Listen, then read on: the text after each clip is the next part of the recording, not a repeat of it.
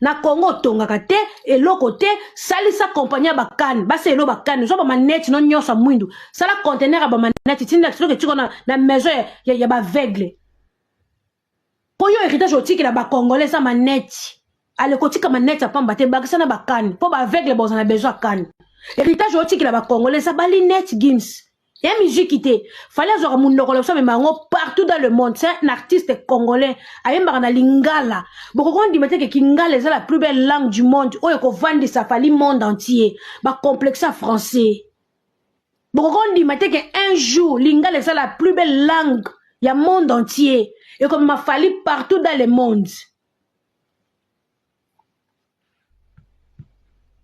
OK?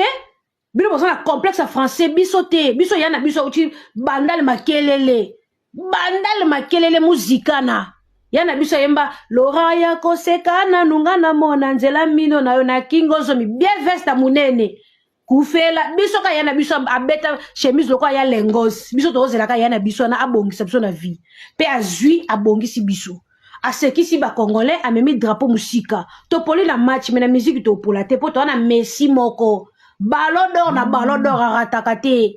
Abeta na saison bien te a ballon d'or na soukwa. Dans na match to zuite mais na musique ton na Lionel Messi ballon d'or na ballon d'or. Zala Cristiano beta no makasi nde wolingi. Mais na fin de l'année ballon d'or Messi. Bon ça na bino ba Cristiano na match. Biso na musique to aka na Messi moko. Ballon d'or na ballon d'or. Il n'y a rien en face. Toko bête Stade de France soit correctement. Toko toto lango. Jonker, aigle, toujours l'icolo. Gims a commis message jaloux. Oh, azo benga na live. Na ebite soit on peut un million pour akata nga live na yambaye. Oza nani pour na kata live na yambo. Tu es qui? Oboniko balenga Gims anan. Na ba pantone minene bongo. Eh, toke na Gims wa.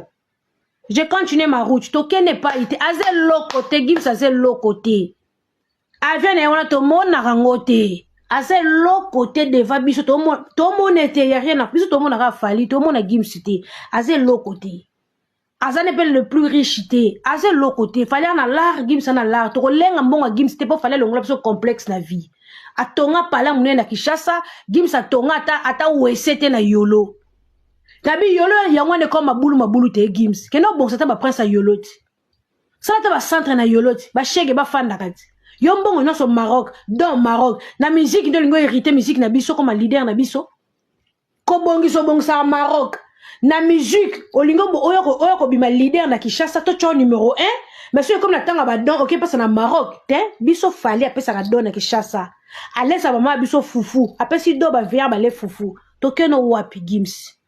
Ozam garçon keto kala ndenge mutuno eza nde motema no eza kala ndenge posono eza nde motema no eza oza mutema mabe oza muta keto yango oza pe bote elonglo kwa mupiko mbisa ko kauka oye buka na buka bacha ngona suka to lengo na nini yango na pa téléphone munene bongo buba lekyo na kitoko buba lekyo na musique buba lekyo na succès buba lekyo na makasi bo buna na buba ko totolo makofa o mondo ko kwa na kwa mbisi.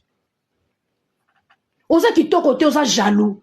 Posa kitoko te, oza jaloux, oza na complexe fallait lekyo na beauté, fallait lekyo na présence, fallait tele maloko anoko. Yo tele maloko azododomo bozo bwako, o loko mutomene lo toko na podium. Oza na ba agitation na podium loko mutali boma. Okende kotozo, koyema makasi na misisi zo bimo.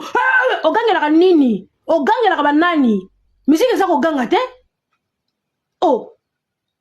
Yo kate nde ba américain ba yemba avec kiss asa calme.